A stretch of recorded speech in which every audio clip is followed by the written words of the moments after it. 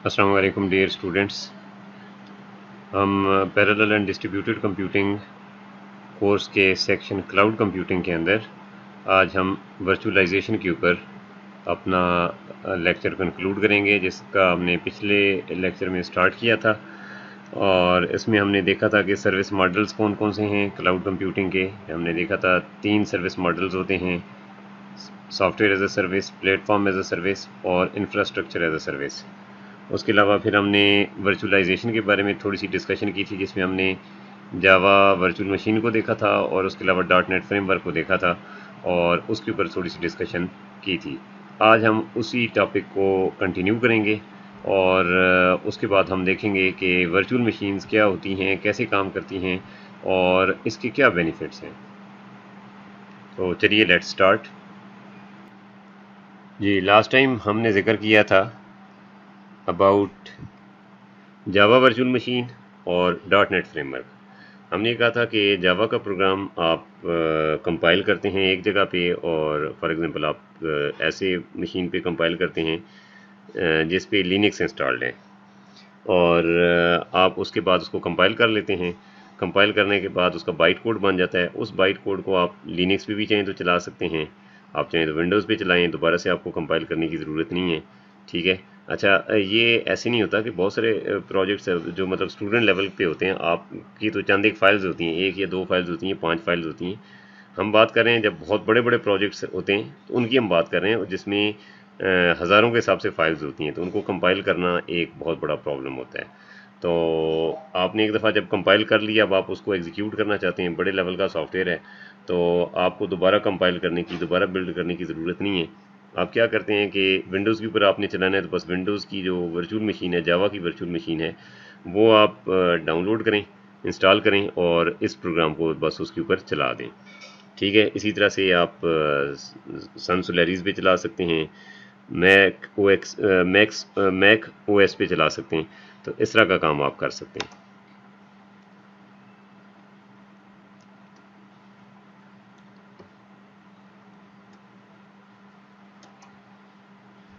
और ये चीज़ जो कहलाती है, इसकी पोर्टेबिलिटी कहलाती है कि आप एक जगह पे कंपाइल वंस रन एनीवेयर। ठीक है। ये वाला हाल आप डॉट नेट के साथ भी कर सकते हैं। डॉट नेट में जो बाइट कोड होता है, that is called MSIL, Microsoft intermediate language. ठीक है। और इसको चलाता होता है डॉट नेट फ्रेमवर्क। जो आपका सी शार्प या विजुअल बेसिक का जो कोड होता है, जो कंपाइल होता है, कंपाइल होने के बाद जो उसकी असम्बली बनती है, उसे असम्बली कहते हैं, जैसे उसमें बाइट कोड कहते हैं। तो ये जो असम्बली होती है, इसका जो कोड होता है वो कहलाता है जो वो लैंग्वेज होती है जिसमें कोड ये बनता है, बाइट कोड इसका डॉट नेट का, this is called Microsoft intermediate language. तो वर्चुअलाइजेशन के बारे में हमने एक्सटेंसिव बात कर ली हुई है। दोबारा से रिवीजन आप देख सकते हैं कि ये फिज़िकल कल की बजाय आप उसका जो वर्चुअल वर्जन है या एक विजुअल वर्जन है जो आपको नज़र आ रहा है, इफ़ेक्टिवली वो अगरचे रियल नहीं है, लेकिन it seems real to you. जब आप इसको यूज़ करते हैं तो बिल्कुल रियल ही की तरह काम करता है। और इसमें आपकी जो फिज़िकल करेक्टरिस्टिक्स होती हैं मशीन के या सिस्टम के, वो आपसे हाइड कर लेता है। अगरचे ये शोर अब मचा है, लेकिन मेन फ्रेम कंप्यूटर्स में बहुत अर्ली ये सिस्टम मौजूद होता था, जिसमें ऑपरेटिंग सिस्टम जो था वो आपको यानी बहुत हद तक वर्चुअलाइजेशन करके देता था। अभी भी अगर आप देखें तो जो ऑपरेटिंग सिस्टम होता है, जिसमें आपकी हार्ड डिस्क होती है, जो उसके आपके ड्राइव्स होते हैं, C drive, D drive, E drive and so on, तो ये जो पार्टीशंस होती हैं, ये आपकी एक तरह से वर्चुअलाइजेशन है। डिस्क की वर्चुअल पिक्चर जो है वो आपको शो करती हैं। आप अगर उस एक ड्राइव को अगर आप डिलीट कर देते हैं या उसको फॉर्मेट कर देते हैं, तो बाकी ड्राइव्स का डाटा जो होता है वो होता तो उसी डिस्क के ऊपर है, लेकिन वो सेफ रहता है, सिर्फ उस ड्राइव का डाटा जो है वो आपका जाता है। तो अब क्वेश्चन ये है कि वर्चुअलाइजेशन कहाँ से आई है जी। ठीक है। Virtualization concept comes from the component abstraction of the system design, and it has been adopted in many system level। जी, इसमें आप एक चीज़ ये कर सकते हैं कि जो एब्स्ट्रैक्शन है इसको पहले आप समझने की कोशिश करें। मतलब इसको अगर आप समझना चाहते हैं तो पहली चीज़ आपको एब्स्ट्रैक्शन समझनी पड़ेगी। जैसे आपने ऑब्जेक्ट ओरिएंटेड प्रोग्रामिंग में देखा होगा, एक पर्सन की क्लास होती है, फिर उसको इनहेरिट करती है जी, स्टूडेंट की क्लास भी इनहेरिट करती है, और उसके बाद इसको जो एम्प्लॉय की क्लास होती है वो भी इनहेरिट करती है। तो दोनों क्लासेस उसको इनहेरिट करती हैं। तो जो दोनों की कॉमन करेक्टरिस्टिक्स होती हैं वो आपने पर्सन क्लास में रखी होती हैं, जैसे नेम्स, ये नई सी डेट ऑफ बर्थ, ये सारी चीज़ें आपने पर्सन क्लास में रखी होती हैं। तो जो भी पर्सन होगा उसकी ये करेक्टरिस्टिक्स होंगे जो पर्सन क्लास में हैं। जो एम्प्लॉय होगा उसमें पर्सन की भी सारे होंगे और एम्प्लॉयज़ के कुछ अपने भी करेक्टरिस्टिक्स होंगे, ये स्पेशलाइजेशन होगी। इसी तरह से जो स्टूडेंट होगा वो उसके जो करेक्टरिस्टिक्स होंगे जो एम्प्लॉय से डिफरेंट हैं, सिर्फ स्टूडेंट के लिए होते हैं। जैसे फ़ीस होती है वो स्टूडेंट के लिए होती है, एम्प्लॉय के लिए सैलरी होती है। स्टूडेंट के लिए ये भी होता है कि वो किस डिग्री प्रोग्राम में हुआ है, जबकि एम्प्लॉय के लिए होता है कि उसका डिपार्टमेंट कौन सा है और उसका पे स्केल क्या है और उसकी हायर डेट क्या है। ठीक है,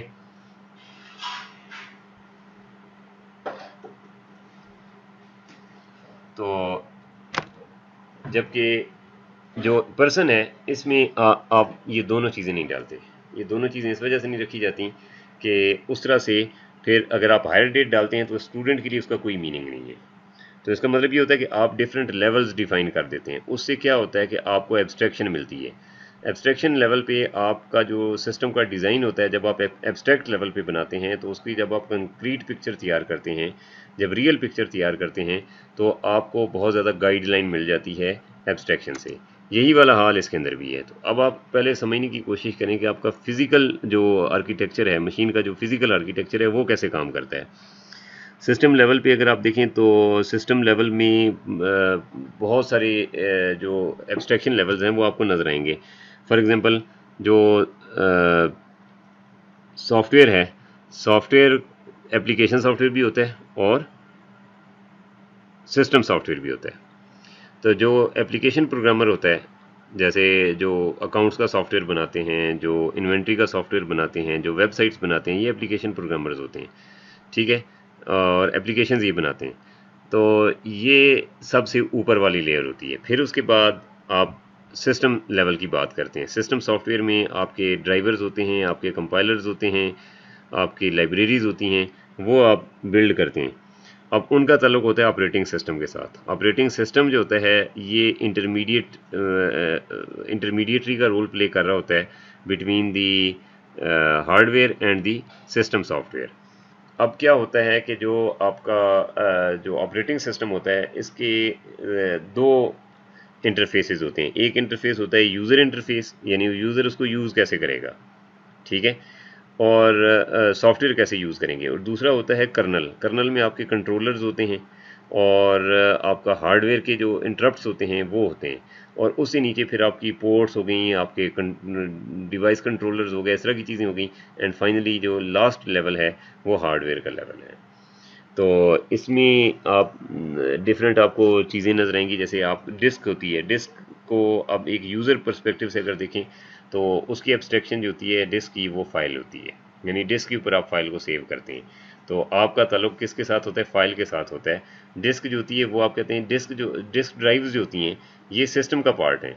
जो यूज़र का पार्ट है, जो यूज़र या आपका इवन जो आपके सिस्टम डेवलपर है वो भी फाइल्स के साथ इंटरेक्ट कर रहा होता है। जो ऑपरेटिंग सिस्टम का डेवलपर होता है, जो ऑपरेटिंग सिस्टम लिखते होते हैं, उनका ताल्लुक इंस्ट्रक्शन सेट आर्किटेक्चर ISA के साथ होता है। मे बी आपने कंप्यूटर आर्किटेक्चर के अंदर ये चीज़ पढ़ी हो कि इंस्ट्रक्शन सेट आर्किटेक्चर जो होता है ये डिफ़ाइन करता है आपके सिस्टम की जो फंक्शनैलिटी है वो उसको डिफ़ाइन करता है। जो कैपेबिलिटीज़ होती हैं वो ISA से डिफ़ाइन होती हैं। तो अगर ISA को आपने अच्छी तरह से समझ लिया तो फिर उसके हिसाब से आप ऑपरेटिंग सिस्टम भी बना सकते हैं। ठीक है, तो जो ISA की एग्जांपल्स होती हैं जैसे x86 का ISA होता है, और इसी तरह ARM जो मोबाइल्स के अंदर यूज़ होता है उसका आर्किटेक्चर होता है, एंड फाइनली MIPS आर्किटेक्चर होता है जी। ठीक है, तो ये 3 आर्किटेक्चर्स हैं और 3 उनके ही इंस्ट्रक्शन सेट्स हैं जिन पे आप काम करते हैं। फिर इसके बाद होता है जी OS लेवल के बाद की अगर मैं बात करूँ, ठीक है, तो अगला होता है लाइब्रेरी लेवल, जिसमें आप लाइब्रेरीज़ बनाते हैं जी। जैसे बिल्ट इन फंक्शंस आपको मिलते हैं ना C++ के अंदर, तो वो जो बिल्ट इन फंक्शंस का जो लेवल होता है वो लाइब्रेरी लेवल होता है। तो उसमें आप फिर यूज़र ISA को यूज़ करते हैं, ठीक है। और उसके अलावा आपका स्टैंडर्ड सी लाइब्रेरी को यूज़ करते हुए आप फर्दर लाइब्रेरीज़ बना सकते हैं, या जैसे आप लाइब्रेरी स्टैंडर्ड सी लाइब्रेरी अगर आप बिल्ड कर रहे हैं मिसाल के तौर पे, या कोई ग्राफिक लाइब्रेरी अगर आप अपनी बना रहे हैं, ठीक है। तो इसमें जो आपने वो वाला काम करना है जिसको एप्लीकेशन प्रोग्रामर ने सिर्फ कॉल करना है, उसका उसकी जो डिटेल्स है वो सिर्फ आपको पता है, ठीक है। तो ये चीज़ होती है। और एप्लीकेशन लेवल पे जब आप काम कर रहे होते हैं, अगर आप एप्लीकेशन लेवल की बात करें तो उसमें एप्लीकेशन लेवल पे जो डेवलपर होता है उसमें क्या होता है कि वो आपके सिर्फ सिस्टम लेवल तक की जो कॉल्स होती हैं उनको सिर्फ कॉल करता है, मतलब उसका ये इसके साथ ताल्लुक़ नहीं होता कि वो ग्राफिक लाइब्रेरी को राइट करे, बल्कि वो सिर्फ उसको यूज़ करता है।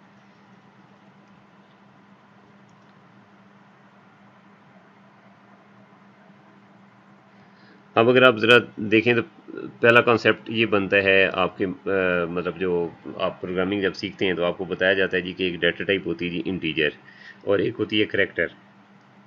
तो अब क्वेश्चन ये है कि इंटीजर क्या चीज़ है। अब एक क्वेश्चन बनता है ना, इंटीजर क्या चीज़ है, उसके ऊपर आप कौन से ऑपरेशन परफॉर्म कर सकते हैं, तो ये क्वेश्चन बनता है। तो आपको ये पता है कि इंटीजर एक ऐसा नंबर होता है जिसमें मतलब एक नंबर होता है मैथमेटिक्स में जिसे आप नंबर कहते हैं, और उसमें आप उसके ऊपर जो ऑपरेशंस आप परफॉर्म कर सकते हैं, एडिशन का आप कर सकते हैं, सब्ट्रैक्शन का कर सकते हैं, निगेशन का कर सकते हैं, मल्टीप्लिकेशन और डिवीजन का कर सकते हैं, पावर का कर सकते हैं। इस तरह के जो है ना वो आप ऑपरेशंस परफॉर्म करना चाहते हैं, इंक्रीमेंट डिक्रीमेंट करना चाहते हैं आप वेरिएबल्स को जो इंटीजर वेरिएबल्स होते हैं। जो कैरेक्टर्स होते हैं इसके ऊपर जो ऑपरेशंस होते हैं वो जैसे आप इसको रिवर्स करना चाहते हैं, या आप उसको दो स्ट्रिंग्स को या दो कैरेक्टर्स को आप कनकैटिनेट करके एक स्ट्रिंग बनाना चाहते हैं, या एक स्ट्रिंग में से कुछ आप रिप्लेस करना चाहते हैं। अब ये वाला काम आप करते हैं, इस तरह के ऑपरेशंस ये आप कैरेक्टर के साथ करते हैं, जबकि नंबर्स के साथ आप कुछ और काम करते हैं जो कि पहले मैंने बताया।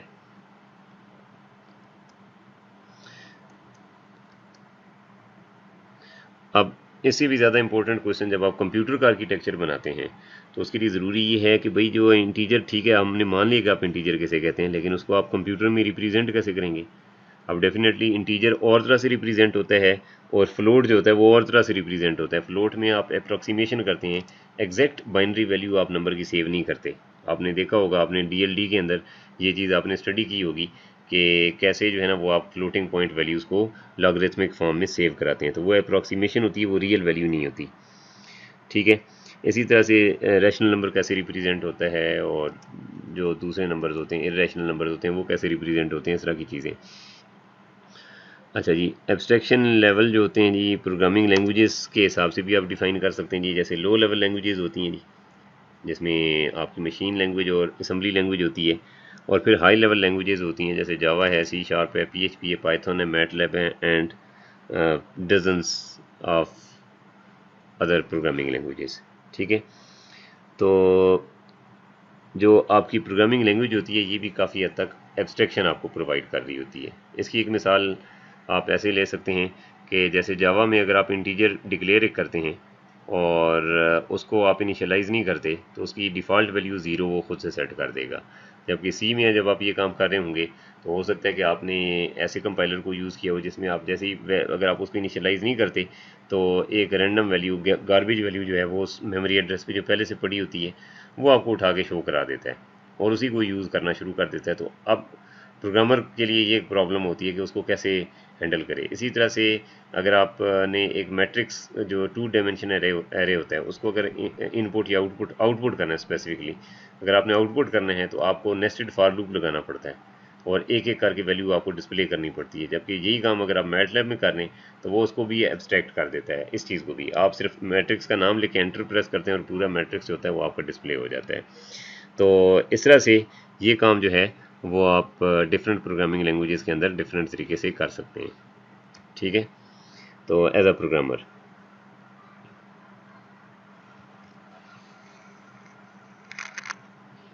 इससे आपकी एक तो प्रोग्रामिंग इजी हो जाती है और कॉन्सेप्ट जो होता है वो आप जब किसी को समझाना चाहें ना, रिप्रेजेंट करना मतलब उसकी रिप्रेजेंटेशन अगर आप किसी को बताना चाहें तो वो इजी होती है, ठीक है। एब्स्ट्रैक्शन के बड़े बेनिफिट्स होते हैं, ठीक है। मतलब जब आप ये काम करते हैं तो उससे क्या होता है कि आप किसी को एब्स्ट्रैक्ट लेवल पे जो डिटेल बतानी है, जो जिसको एब्स्ट्रैक्ट लेवल की समझ आती है, आप सिर्फ एब्स्ट्रैक्ट लेवल की डिटेल्स देते हैं। जिसको ज़्यादा डिटेल चाहिए वो फिर कंक्रीट लेवल पे चला जाता है। ठीक है, तो हमने ये कहा कि virtual versions of the physical resources और समथिंग इज़ कॉल्ड वर्चुअलाइजेशन। ठीक है, तो एक तरह से आप क्या कर रहे होते हैं, एब्स्ट्रैक्शन कर रहे होते हैं रिसोर्सेज की। जब आप क्लाउड कंप्यूटिंग की बात करते हैं तो आप फिजिकल रिसोर्सेज की एक वर्चुअल कॉपी भी आप मेंटेन कर रहे होते हैं। ठीक है, क्यों की जाती है वर्चुअलाइजेशन? मतलब हमने इतनी चीज़ें डिस्कस कर ली हैं जी, कैसे फलां चीज़ भी वर्चुअलाइजेशन है, एब्स्ट्रैक्शन भी इसमें आ गई है, इसमें मतलब इल्यूजन भी है कि रियल चीज़ नहीं होती लेकिन आपको ऐसे लगता है जैसे ये रियल चीज़ है।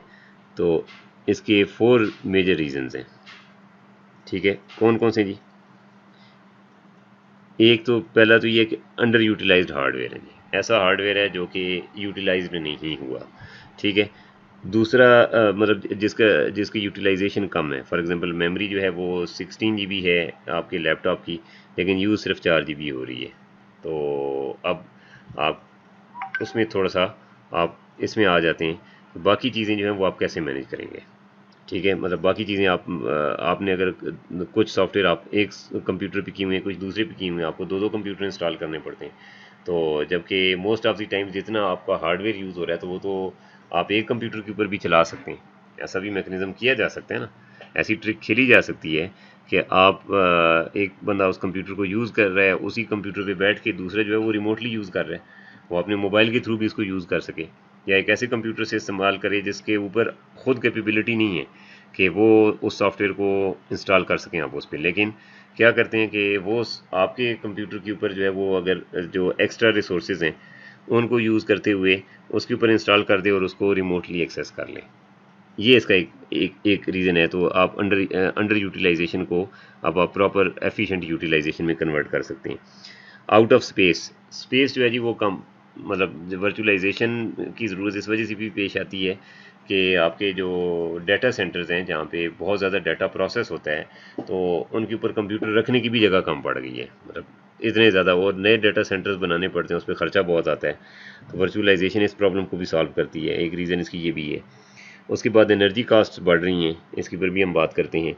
उसके बाद आईटी की ऑपरेशनल कास्ट हैं। तो 4 चीज़ें जो हैं वो हैं। अंडर यूटिलाइज्ड में आप देख सकते हैं कि ये फरमा रहे हैं जी कि 10% या इससे भी कम जो है ना वो आपके रिसोर्सेज यूज़ हो रहे होते हैं। 90% ऑफ द टाइम्स जो है ना वो आपके रिसोर्सेज जो होते हैं वो फ्री पड़े रहते हैं। ठीक है, मसलन रैम या प्रोसेसर जो है वो हो सकता है कि आपने जी कोर i7 और 6th जनरेशन या 8th जनरेशन का आपने ना लैपटॉप परचेज़ कर लिया। अब यूज़ आपका क्या है जी?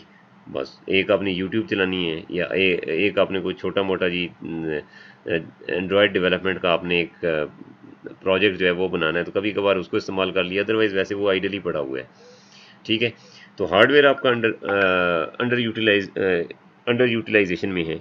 अब ये उस तरह से यूज़ नहीं हो रहा, तो इसका मतलब ये कि आप इनएफिशिएंटली आपका सिस्टम यूज़ हो रहा है। तो अब आप उससे चाहते हैं कि मैक्सिमम आप उसको यूटिलाइज़ करें।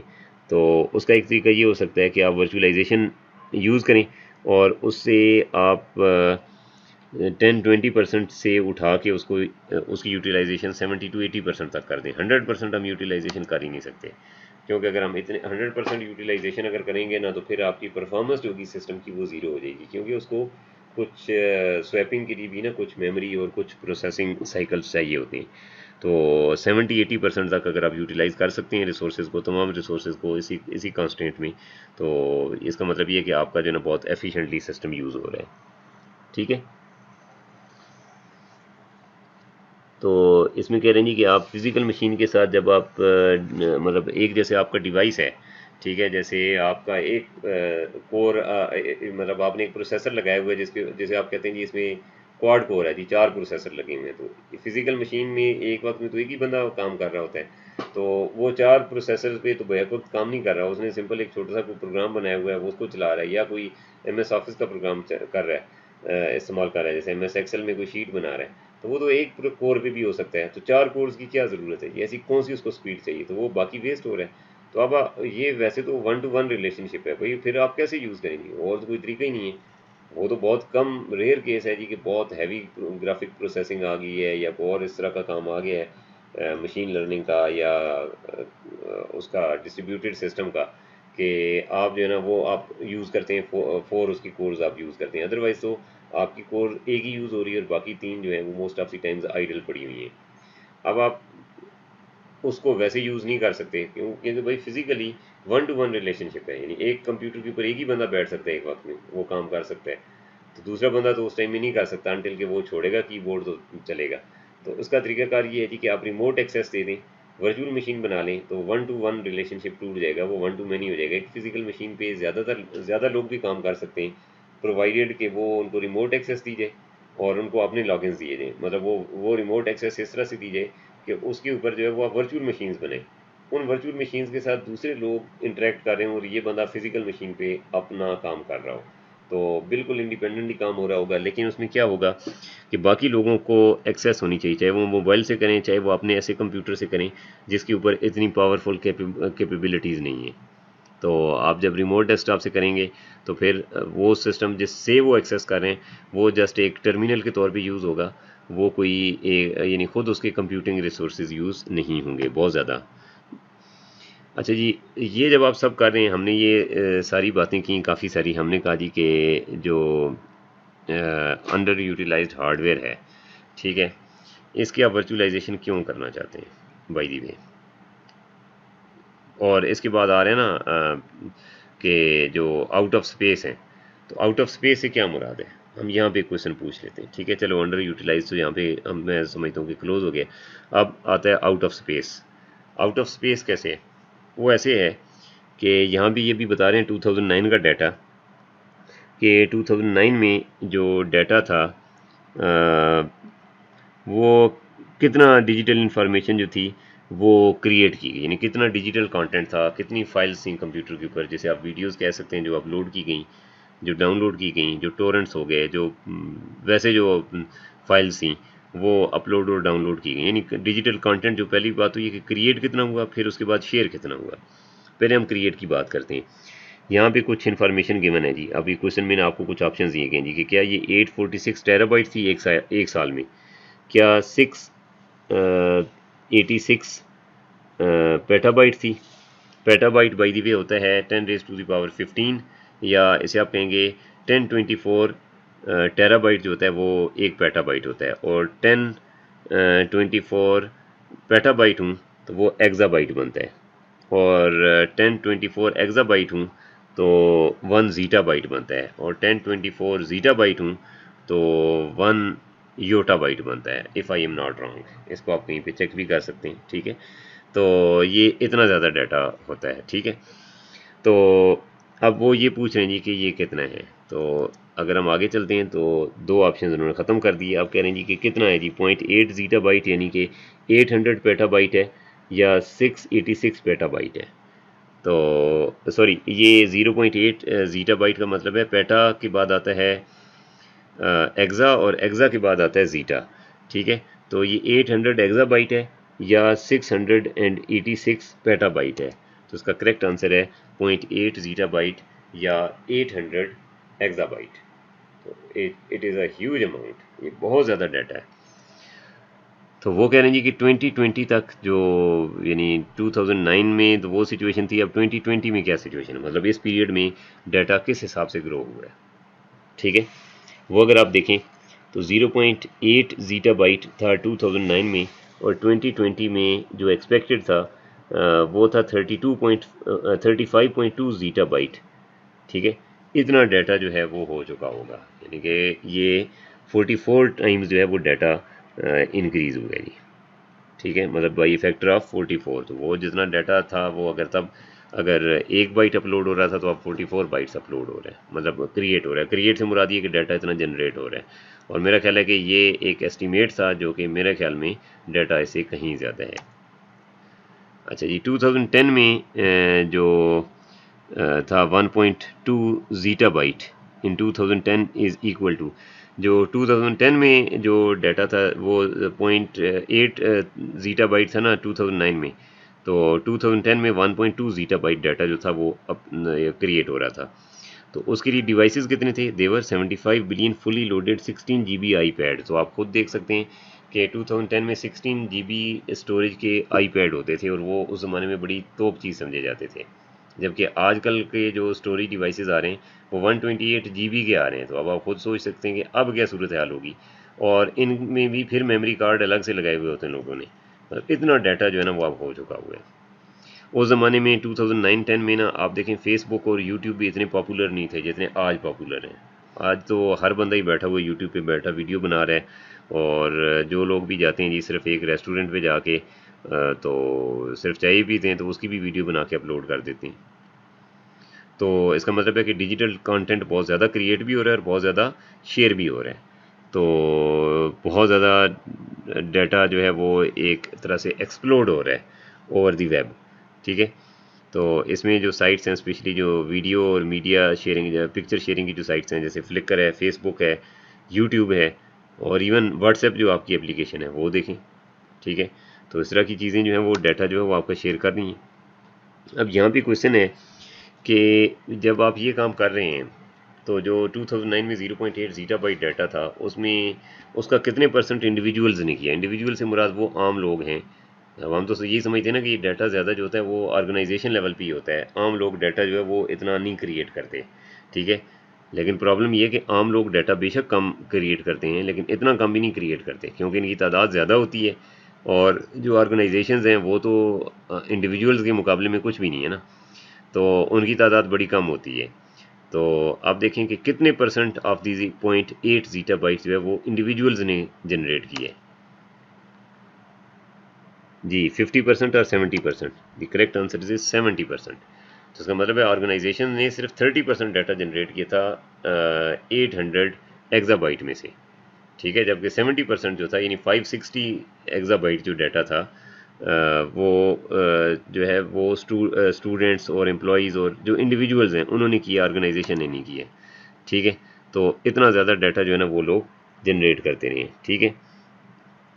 तो आप देख सकते हैं कि 70% में ज़्यादातर मतलब क्या वो पिक्चर्स ही अपलोड की हुई हैं ज़्यादातर लोगों ने, ठीक है, अपने पास से, मतलब उनके पास पिक्चर्स ही हैं, जबकि और जो है वो उनके पास काम कोई नहीं होता था, और अभी भी ऐसी है, 10 साल पहले भी ऐसी था, ठीक है।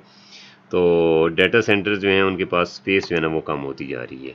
तो अब अगर वो डाटा अगर सेव करें फिजिकल मशीन्स के ऊपर और फिजिकल स्टोरेज के ऊपर अगर सेव करें, डेफिनेटली फिजिकल स्टोरेज चाहिए तो सही, लेकिन उसके ऊपर अगर वर्चुअलाइजेशन लेयर अगर ना क्रिएट करें तो फिर क्या करें? फिर उनको नए डाटा सेंटर्स बनाने पड़ेंगे।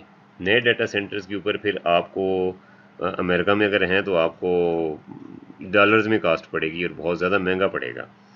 तो अब आप क्या करते हैं, उससे बचने के लिए आप वर्चुअल मशीन्स बनाना शुरू कर देते हैं, वर्चुअल पीसीज, और उनको हम कहते होते हैं सर्वर वर्चुअलाइजेशन, यानी सर्वर मशीन्स आमतौर पे वो बनाई जाती हैं, वर्चुअल मशीन्स होती हैं, सर्वर ऑपरेटिंग सिस्टम उन पे किए जाते हैं, और उनके ऊपर वेबसाइट्स और डेटाबेसेस होस्ट किए जाते हैं, और उस पर डाटा भी सेव किया जाता है जो फाइल्स की फॉर्म में होता है, तो वो भी सेव किया जाता है। तो इससे क्या हो जाता है कि वो फिज़िकल मशीन जो होती है वो एक ही रहती है, और वर्चुअल मशीन जो होती हैं उस पर आप बहुत सारी बना सकते हैं। इससे बेनिफिट क्या होता है कि आपकी जो यूटिलाइजेशन है, एक तो हार्डवेयर की यूटिलाइजेशन ज़्यादा हो जाती है, क्योंकि एक ही जो फिजिकल मशीन आपने ली थी, जैसे मैंने 4 कोर्स की एग्जांपल दी थी कि अगर आपका क्वाड कोर प्रोसेसर है, कंप्यूटर है जिसके अंदर आपका मतलब 4 प्रोसेसर या 4 प्रोसेसिंग कोर्स लगी हुई हैं, ठीक है, तो इसका मतलब ये कि आपको अगर एक की ज़रूरत है, बाकी 3 तो अनयूटिलाइज्ड है। इसी तरह से अगर आपकी रैम है वो 16 GB है, हो सकता है आपका अभी इस वक्त जो आप उस पे जब काम कर रहे हैं तो हो सकता है आपकी रिक्वायरमेंट सिर्फ 2 GB हो, तो बाकी जो है वो कंज्यूम होनी चाहिए, तो वो आप किसी और को जब कंप्यूटिंग रिसोर्सेज चाहिए तो उसी टाइम में आप वो रिसोर्सेज आप रेंट आउट कर दें, हो सकता है ना, ठीक है, मतलब आप उसको यूज़ करवा लें, ठीक है, किसी तरह से आप यूज़ कर लें। उससे बेनिफिट क्या होगा कि आपका जो है वो एक ही मशीन के ऊपर आप एक से ज़्यादा लोग भी जो हैं वो उस पर ऑपरेट कर सकते हैं, ये बेनिफिट है इसका, ठीक है। तो इसकी एक ज़रूरत पेश आई थी। दूसरी चीज़ है जी एनर्जी कास्ट, ठीक है, एनर्जी कास्ट बढ़ती जा रही है जी दिन ब दिन, पाकिस्तान में भी एक बहुत बड़ा प्रॉब्लम है जी, एनर्जी क्राइसिस है। तो इसमें क्या होता है जी कि जैसे ही आप यूज़ करेंगे फ़िज़िकल मशीन्स, तो अगर आपने 2 फिज़िकल मशीन्स चलानी है जिसको आपने फॉर एग्जांपल 2-2 GB रैम अगर आप उस पे लगाते हैं तो डेफिनेटली एक तो आपको फिज़िकल मशीन्स परचेज़ करने की कास्ट भी अलग से पड़ेगी।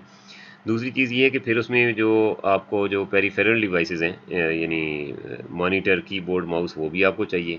आपको उसके लिए क्या कहते हैं, वो तो खैर वर्चुअल के केस में भी चाहिए होगा, बेशक आप रिमोटली एक्सेस कर रहे होंगे, लेकिन उसमें ये होगा कि आप यानी अलग जगह पे बैठ के ना उसी कंप्यूटर के ऊपर ही वर्चुअल मशीन बना दें, दूसरे बंदे को आप रिमोट एक्सेस दे दें और वो वर्चुअल मशीन को रिमोटली एक्सेस कर ले, ये हो सकता है।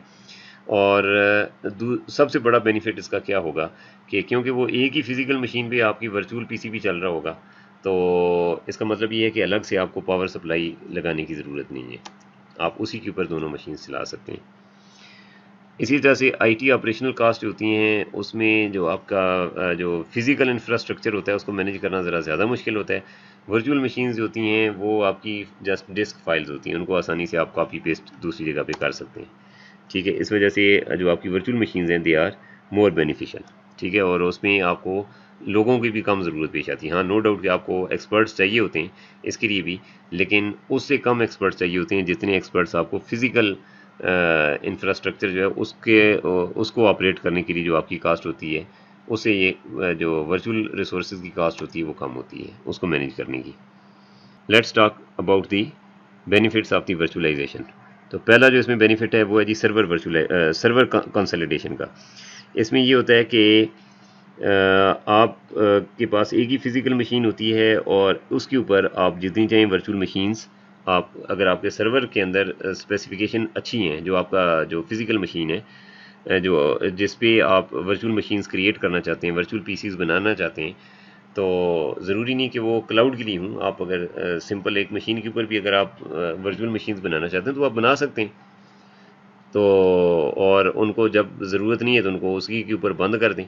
ठीक है, और उनको आप एक जगह से दूसरी जगह पे भी मूव कर सकते हैं। भाई फाइल्स ही होती है ना, एक हार्ड डिस्क पे कॉपी करें, एक्सटर्नल हार्ड डिस्क लगा के कॉपी करें और उसको दूसरे कंप्यूटर में ले जाके पेस्ट कर दें और वो मशीन आपकी चलेगी। इससे आपकी एनर्जी भी बचेगी क्योंकि अलग से आपको पावर सप्लाई नहीं चाहिए। ठीक है, मतलब अगर आप वैसे 2 फिज़िकल मशीन चला रहे हैं तो उनके लिए पावर सप्लाई अलग से लगेगी, वो अलग से बिजली इस्तेमाल करेंगी, जबकि इसमें आपकी जो पावर कंजम्पशन है वो एक ही मशीन कर रही है, बाकी जो है वो वर्चुअली आप चला रहे हैं उस मशीन के अंदर से, तो उससे आपकी पावर कंजम्पशन है वो भी कम होगी।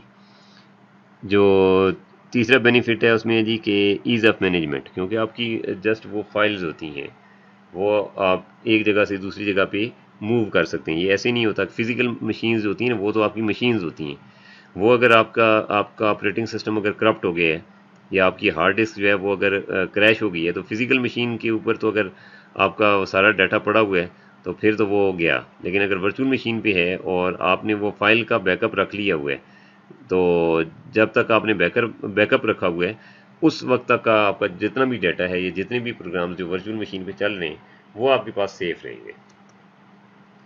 ठीक है, तो उनको इस हिसाब से चलाना आसान है, उसका आप डेली बैकअप लेके भी आप उसका मेंटेन कर सकते हैं। उसके अलावा आपका जो फिज़िकल जो सर्वर्स होते हैं उसमें अगर आपने इस तरह का सिस्टम चलाया हुआ है कि अगर एक सर्वर आपका अगर डाउन हो जाता है तो उसकी जगह पे आप दूसरा सर्वर जो है वो चला देते हैं ताकि फॉल्ट टॉलरेंस मेंटेन रहे, यानी यूज़र को ये ना पता चले कि एक सर्वर डाउन हो गया तो दूसरा सर्वर अप हो गया उसकी जगह पे। तो उसमें जो आपका फिज़िकली अगर आप वो काम करेंगे ना तो फिज़िकली सर्वर को उस यानी अप टू डेट करने के लिए ज़्यादा टाइम चाहिए as compare to virtual server जो है। तो वर्चुअल सर्वर या वर्चुअल मशीन्स को अप एंड रनिंग करना और स्पेस पे लेके आना ये ज़्यादा ईजियर है as compare to the physical server. अच्छा जी, इसी तरह से अगर आपने कुछ सॉफ्टवेयर डेवलप किए हैं और उनको आप रियल एनवायरनमेंट में टेस्ट करना चाहते हैं, एक तरीका तो ये है कि आप क्लाइंट के पास जाके जिसके लिए आपने सॉफ्टवेयर बनाया उधर जाके आप इंस्टॉल करें। तो अगर आप ऐसे करेंगे तो डेफिनेटली जब आप डेवलपमेंट पीसी पे बैठे हुए होते हैं, जब आप उस पर काम कर रहे होते हैं तो सारे एरर्स उधर आपको डिस्क्लोज नहीं हो सकते, क्योंकि बहुत सारे ऐसे सॉफ्टवेयर आपने इंस्टॉल किए होते हैं जिसकी वजह से आपको पता नहीं चलता कि जब क्लाइंट साइड पर जब ये प्रोग्राम आपका जाएगा, प्रोजेक्ट जाएगा, तो ये वाकई सही चलेगा। तो उधर जाके नए नए एरर आना शुरू होते हैं। तो अब आप क्या कर सकते हैं कि इसको एक टेस्ट बेड के तौर पे, एक आइसोलेटेड इन्वायरमेंट के तौर पे आप यूज़ कर सकते हैं और उसके ऊपर आप अपने सॉफ्टवेयर को टेस्ट कर सकते हैं। दूसरा इसमें बेनिफिट ये होता है कि अगर जैसे आप एक ऐसा सॉफ्टवेयर इंस्टॉल कर लें जिसको पकड़ रहा है आपका एंटीवायरस। अब अगर आप एंटीवायरस को ब्लॉक करके उस सॉफ्टवेयर को अगर आप इंस्टॉल करते हैं, तो अगर तो वो वाकई वायरस है तो फिर तो आपका सिस्टम भी डिस्टर्ब हो जाएगा, आपकी फाइल्स भी करप्ट होना शुरू हो जाएंगी। तो इस वजह से आप एंटीवायरस को भी नहीं ब्लॉक करना चाहते, और आप ये भी चाहते हैं कि आपका वो सॉफ्टवेयर जो है वो टेस्ट भी हो जाए कि वो वायरस है या नहीं है। तो आप क्या कर सकते हैं कि आप वर्चुअल मशीन के ऊपर उसको टेस्ट करें। वर्चुअल मशीन में एक आपका वर्चुअल इन्वायरमेंट होगा और आइसोलेटेड इन्वायरमेंट होगा। उसमें ये होगा कि वो आपको फैसिलिटेट करेगा कि आप उस सॉफ्टवेयर को रन कर लें। अगर वो वायरस हुआ भी तो वो वर्चुअल मशीन को डैमेज करेगा, और वर्चुअल मशीन एक फ़ाइल होती है और उसकी कॉपीज़ भी आप मेंटेन कर सकते हैं। फिजिकल मशीन की तो कॉपी आप नहीं बना सकते ना, फिर तो आपको फिजिकली एक और मशीन लेके आनी पड़ेगी, जबकि वर्चुअल मशीन में ये केस नहीं है। ठीक है जी। इसी तरह से अगर आपने ऐसे सॉफ्टवेयर, कस्टमाइज्ड किस्म के सॉफ्टवेयर आपने बनाए हुए, लेगेसी सॉफ्टवेयर जो आपने पैसे दे के बनवाए थे, और आप ये चाहते हैं कि बस अब आपने उनको अपग्रेड नहीं करना। जब आपके हार्डवेयर जब आपका तब्दील होता है, जब आप नए सिस्टम लेते हैं, तो हो सकता है आपने विंडोज़ एक्सपी या विंडोज़ 2000 या विंडोज़ 7 के कुछ सॉफ्टवेयर हों जो आपने मतलब उसके ऊपर उसके लिए आपने बनवाए थे। अब आपका ऑपरेटिंग सिस्टम भी नया आ गया है और हार्डवेयर भी नया आ गया है, तो हो सकता है कि वो पुराना जो आपका लेगेसी सॉफ्टवेयर है वो ना चले नए ऑपरेटिंग सिस्टम पे, नए हार्डवेयर पे। तो उसका फिर बेहतरीन तरीका क्या है कि आप चाहते हैं कि वो भी चलते रहें और आपका काम भी ना रुके और आप नए पैसे भी ना लगाएं, तो उसका बेहतरीन तरीका ये है कि आप क्या करें कि वर्चुअल मशीन के ऊपर आप ये सॉफ्टवेयर चला लें। उससे आपका बेनिफिट ये होगा कि आपको दोबारा से सॉफ्टवेयर बनवाना नहीं पड़ेगा। अच्छा, क्रॉस प्लेटफॉर्म ऑफिस जो है वो भी आप मेंटेन कर सकते हैं। मतलब ये कि आपने मल्टीपल प्लेटफॉर्म्स अगर आपने मेंटेन करने, ठीक है, तो ये भी आप इसमें कर सकते हैं। ठीक है, कि मतलब ऑफिस के अंदर जो है ना वो डिफरेंट, अगर आपने ऑपरेटिंग सिस्टम्स की हुए हैं, डिफरेंट एप्लीकेशंस की हुई हैं, तो कुछ जगह पे जावा में डेवलपमेंट हो रही है, कुछ कुछ जगह पे विंडोज़ में डेवलपमेंट हो रही है, कुछ जगह पे लिनक्स में डेवलपमेंट हो रही है, कुछ जगह पे जावा या डॉट नेट में डेवलपमेंट हो रही है। तो मल्टीपल प्लेटफॉर्म्स जो हैं वो आपके पास अवेलेबल हैं, तो आप उनको आपस में कोऑर्डिनेट करवा सकते हैं। ठीक है जी। वर्चुअल मशीन्स के थ्रू आप बहुत अच्छा नेटवर्क बना सकते हैं। आप पूरे ऑफिस को वर्चुअल मशीन्स के ऊपर भी चला सकते हैं बाय द वे।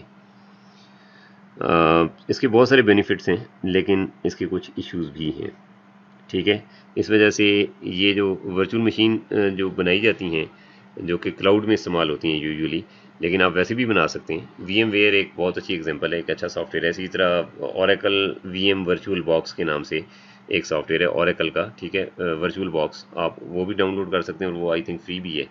तो उसमें आप वर्चुअल मशीन बना सकते हैं, लेकिन प्रॉब्लम ये है कि उसको उसमें आपने मशीन्स बाकायदा क्रिएट करनी होती हैं, डिस्क उसको स्पेस देनी होती है अपनी डिस्क में से, रैम में से अपनी रैम देनी होती है, कोर्स में से अपनी कोर्स देनी होती हैं। तो इसका मतलब ये है कि आपके पास सिस्टम भी पहले उस किस्म का होना चाहिए जो कि उस मशीन को चला सके।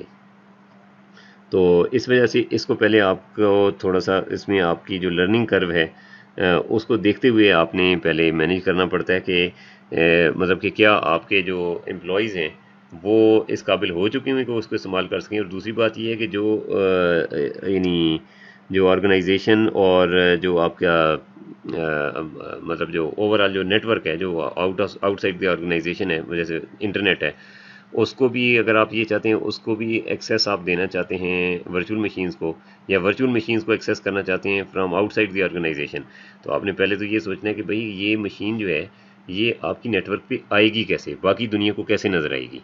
ये वर्चुअल मशीन फिजिकली तो एग्जिस्ट नहीं करती ना, जस्ट फाइल है, लेकिन it works like a real machine. तो ये काम कैसे करेगी, इस तरह की चीज़ें जो हैं, ये प्रॉब्लम इसमें आते हैं। ठीक है। अच्छा, दूसरी चीज़ इसमें यह है कि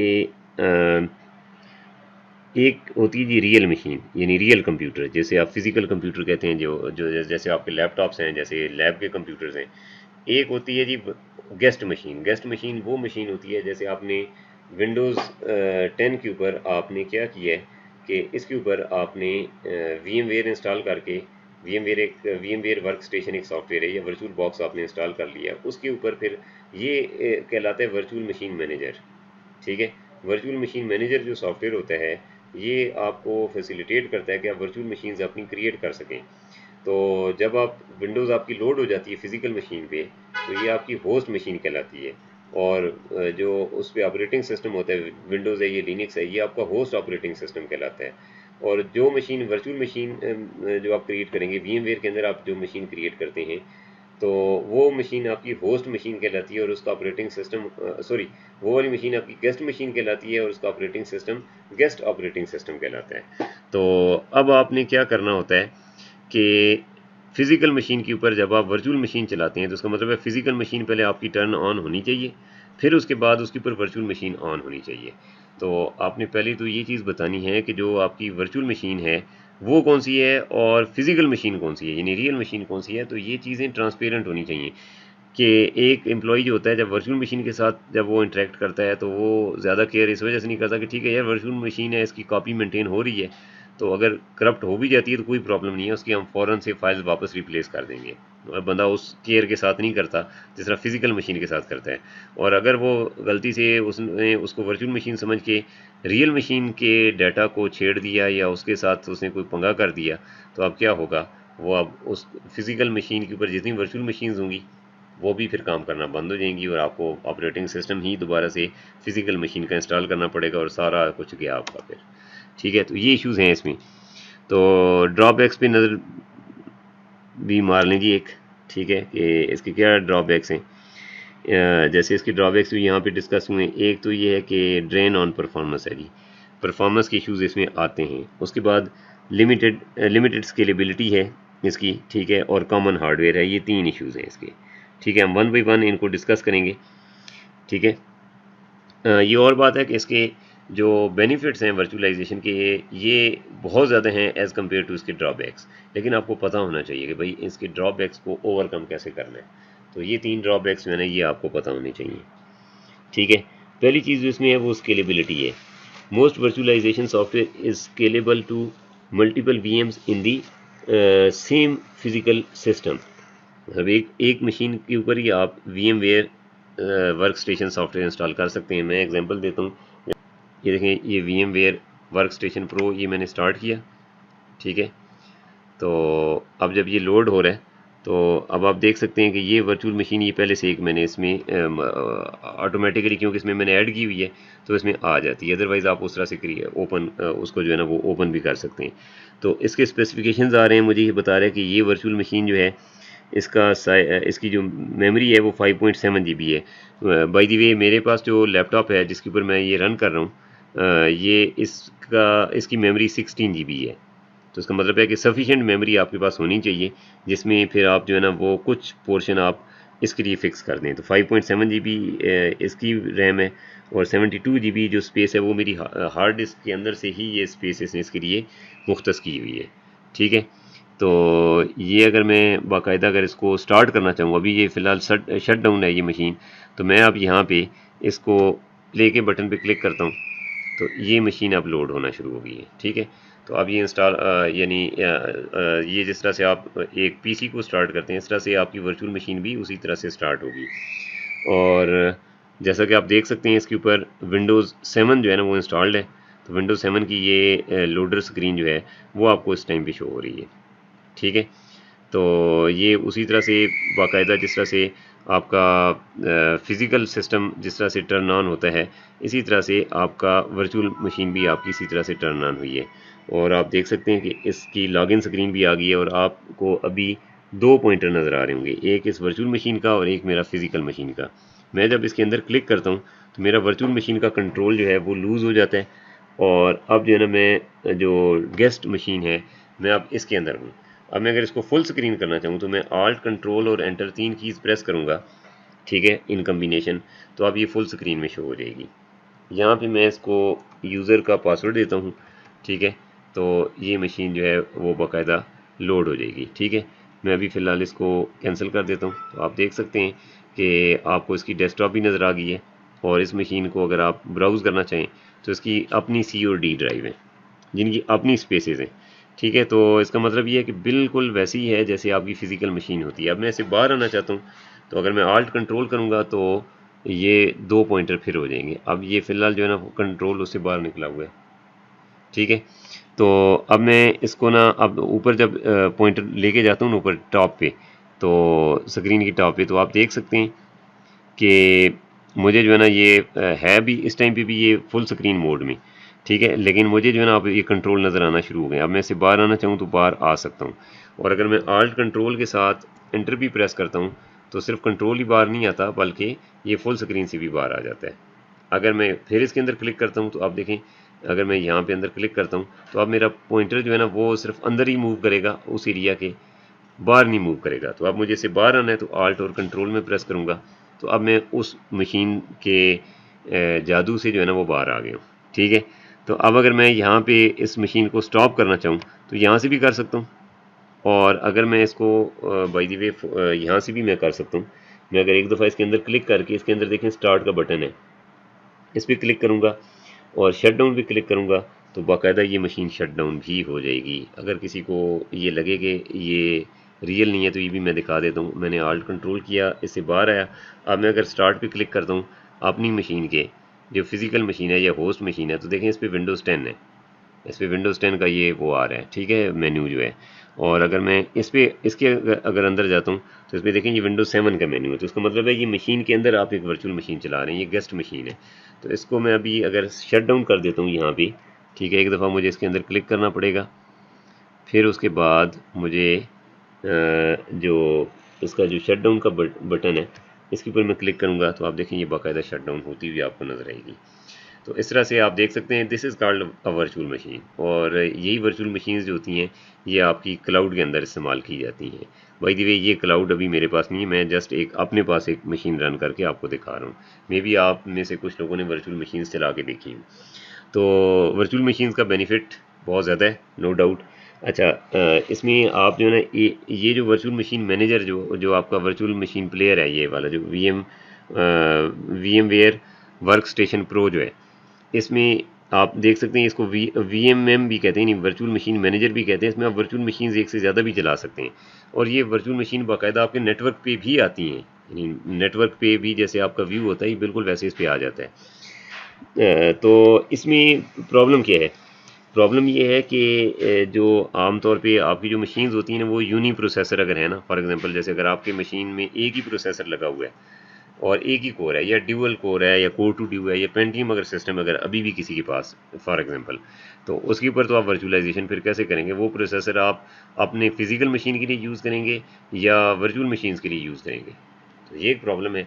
तो स्केलेबिलिटी का प्रॉब्लम आता है, लिहाजा आपको आमतौर पे जब वर्चुअल मशीन बनाते हैं तो उससे पहले आप देखते हैं कि आपके पास कितने कोर्स वाला प्रोसेसर है, उसमें से कुछ कोर्स जो हैं वो फिर आप उसको एलोकेट करते हैं, ठीक है, तब आपका ये काम करना शुरू करता है। इसका मतलब ये है कि आपको काफ़ी हाई फाई सिस्टम चाहिए स्केलेबिलिटी को इम्प्रूव करने के लिए।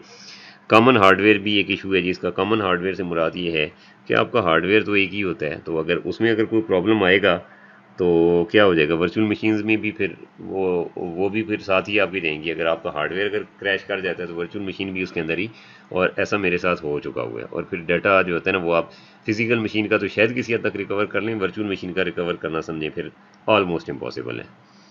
तो ये इश्यूज़ आते हैं फिर आपको अक्सर वर्चुअल मशीन के अंदर जब आप ये वर्चुअलाइजेशन इसकी करते हैं। हाँ, एक चीज़ दरमियान में रह गई थी, परफॉर्मेंस इश्यूज़ के ऊपर जो है ना वो थोड़ा सा मैं बात करना मतलब मैं भूल गया था। तो इसमें ये होता है कि वैसे तो वर्चुअलाइजेशन का जो कॉन्सेप्ट है 2005 के बाद से जो है वो ये है कि एक आप वर्चुअल मशीन के अंदर एक वर्चुअल मशीन बना सकते हैं, उसके अंदर एक और वर्चुअल मशीन बना सकते हैं, उसके अंदर एक और बना सकते हैं, यानी रिकर्सिव होता है। तो उसमें फिर परफॉर्मेंस ड्रेन डेफिनेटली आता है।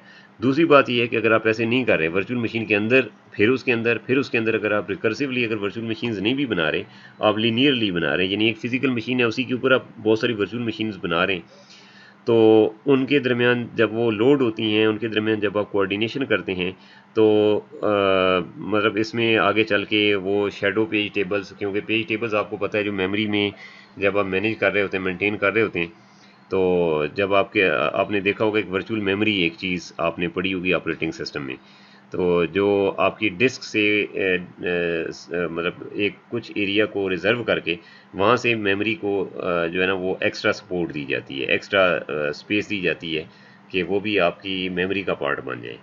तो वहाँ पे आपकी वर्चुअल टेबल्स, फाइल टेबल्स जो है ना वो भी आपके सेव किए जाते हैं, जिसका बेनिफिट जो है ना वो किसी हद तक होता है। तो उसमें ना प्रॉब्लम होता है कि वो फिर आपके पेज टेबल्स मेंटेन किए जाते हैं। तो जब आप वर्चुअल मशीन जब आप मेंटेन करते हैं तो वर्चुअल मशीन के अंदर फिर शेडो पेज टेबल्स होते हैं। अब मैं उसकी डिटेल में नहीं जाना चाहता क्योंकि it is a very tough concept, लेकिन उसमें यही होता है कि आपकी जो वर्चुअल मेमोरी जो फिजिकल मशीन के ऊपर है, इसी तरह से आपकी वर्चुअल मशीन की फिर एक और वर्चुअल मेमोरी होती है। तो उस वर्चुअल मेमोरी को फिजिकल जो आपकी मेमोरी होती है उसके साथ जब मैपिंग की जाती है तो it becomes a very complex task. ठीक है, तो इस वजह से परफॉर्मेंस के इश्यूज फिर आते हैं, उसको रीड राइट करने में, उसको अपडेट करने में, पेज फॉल्ट्स को हैंडल करने में बड़े प्रॉब्लम्स आते हैं। तो उस चीज़ को आप जब डील करते हैं तो ये इश्यूज आपके वर्चुअलाइजेशन के आ जाते हैं आपको। ठीक है, तो यहाँ तक के लिए जी आपका मेरा ख्याल है कि टॉपिक जो है वो आज का काफ़ी है। हमने ये लेक्चर भी ख़त्म कर लिए हुए, इसके 2 पार्ट्स हमने किए हुए थे। पहले पार्ट्स में हमने सर्विस मॉडल्स देखे थे और डिप्लॉयमेंट मॉडल्स देखे थे और वर्चुअलाइजेशन की बेसिक्स देखी थी, और आज हमने इस टॉपिक को आगे तक चलाया और हमने वर्चुअलाइजेशन के बेनिफिट्स भी देखे, उसके ड्रॉबैक्स भी देखे और उसकी एक चलती हुई एग्जांपल भी देखी है। इंशाल्लाह अगली वीडियो में आपसे मुलाकात होती है, तब तक के लिए अल्लाह हाफिज़।